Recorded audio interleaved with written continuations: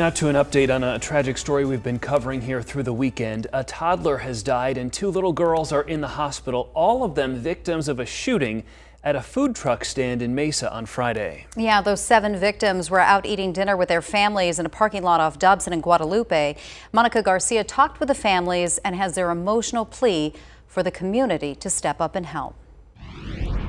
Well, family members tell me 1-year-old Sebastian was sitting next to his mother playing on her cell phone when he was shot right in front of her.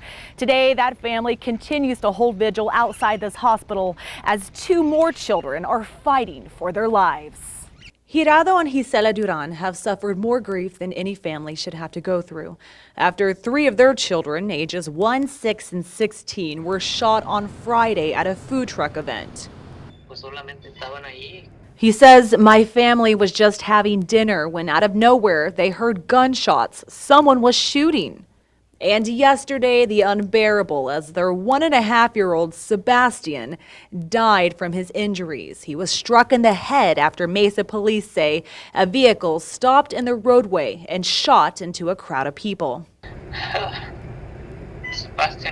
He says Sebastian was a happy boy. He was the best. But I'm sorry, I can't talk more about it. They remain at the bedside of daughter Citlali. The name means star, but she's more like a fighter, they say, after she was shot in the knee. Whenever they can, slipping away to wave to family downstairs. My sister is really good friends with Citlali and they love hanging out. Meanwhile, another family is also keeping vigil for 9-year-old Rosalyn, shot in the hip. The doctors say the main goal right now is to keep her alive, and whether or not she will walk again is a question for next week. Saul Ramirez was 18 when his sister Rosalyn was born and sees her more like a daughter. It's the worst feeling I could ever feel. You know, she's a 9-year-old girl. We should be healing her from knee scrapes when she falls off her bike. We shouldn't have to worry about her living or not because someone is a monster. Police are still looking for the shooter they say was driving a white Kia Soul or a similar vehicle as family members plead with the community for justice. He says if you know anything, please call the police so that justice can be done for his children. He says don't be afraid to call.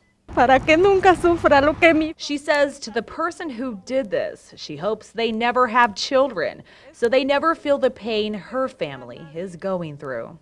In the meantime, family members have created a GoFundMe page to help with hospital expenses. We're going to have a link to that on our website, azfamily.com. In Mesa, I'm Monica Garcia with Arizona's Family.